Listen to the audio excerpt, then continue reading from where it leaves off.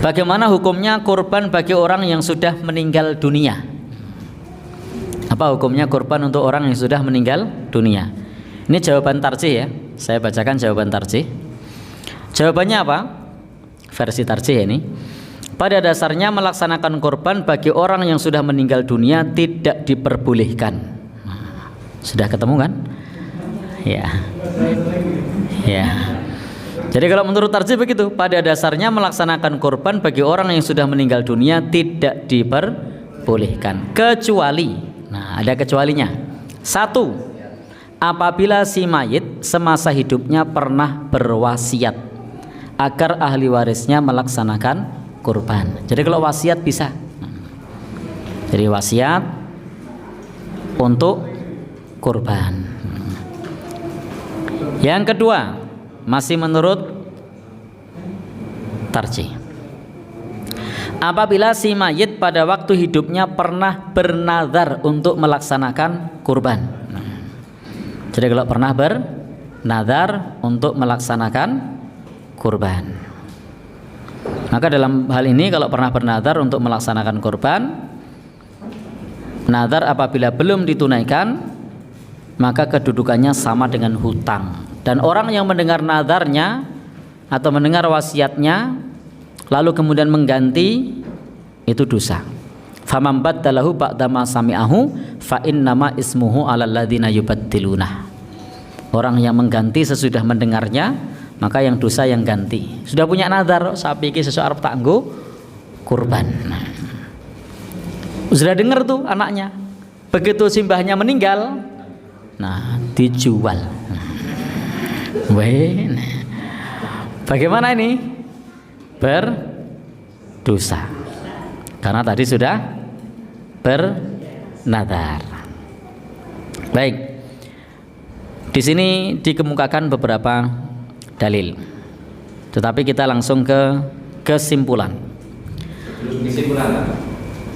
Misalnya sekarang ada ikut korban sapi di atas namakan yang sudah meninggal.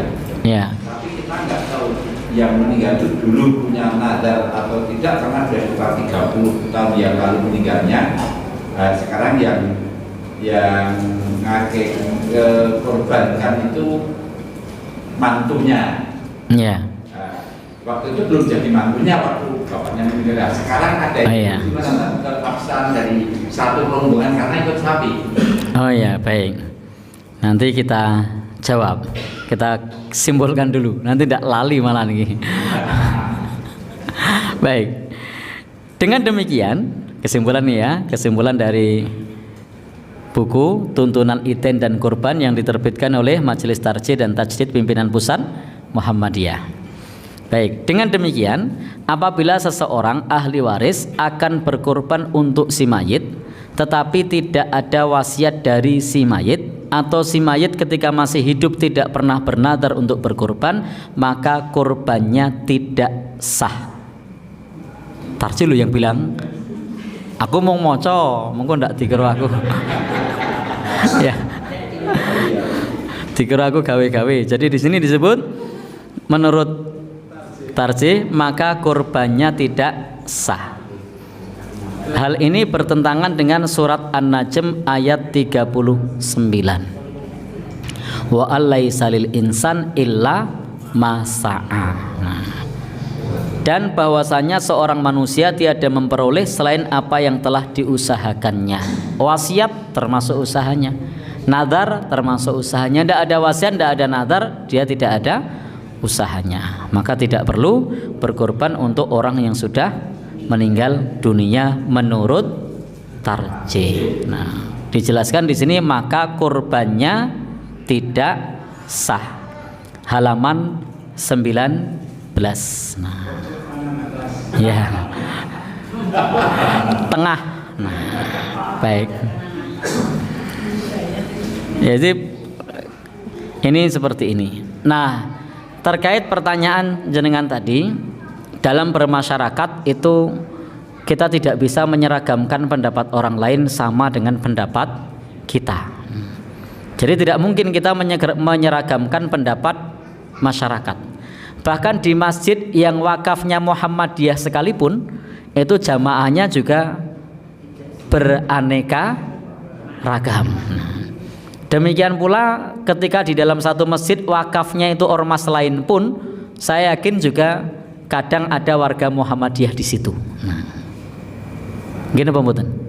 Iya. Dan ketika bermasyarakat, pandangan yang berbeda-beda itu bertemu. Memang di dalam pandangan ulama madhab itu terbagi menjadi 3 tentang berkorban untuk orang yang sudah meninggal dunia. Yang pertama, pendapat ulama madhab Maliki, tukroh, dimakruhkan. Jadi ulama madhab Maliki cenderung kepada pandangan makruh. Sementara ulama madhab Syafi'i seperti yang dikemukakan oleh Imam An-Nawawi, beliau mengatakan la tadhiyata 'anil ghair bi ghairi idnihi. Jangan atau tidak ada kurban untuk orang lain tanpa izin orang lain itu. Wala an mayit, dan tidak pula untuk mayit illam yusibiha, jika mayit itu tidak berwasiat. Jadi tidak berkorban untuk mayit jika tidak berwasiat. Ini ulama kalangan madhab Syafi'i. Yang ketiga, pandangan ulama madhab Hambali, sebagaimana dikemukakan oleh Syekhul Islam Ibnu Taimiyah. Beliau mengatakan bolehnya berkorban untuk orang yang sudah meninggal dunia, sebagaimana bolehnya sedekah untuk orang yang sudah meninggal dunia. Nah, di sini ulama berbeda pendapat. Adapun pilihan tarjih tadi sudah kita bacakan, memilih pendapat yang tidak sah atau tidak sampai. Maka kalau ada orang yang berbeda pendapat dalam hal ini, maka yang dibutuhkan adalah toleransi dan berlapang dada. Kita bisa tetap memegang pendapat kita, orang lain juga tetap bisa mempertahankan pendapatnya. Tetapi panduan tarjih sudah jelas. Jadi panduan tarjih sudah jelas.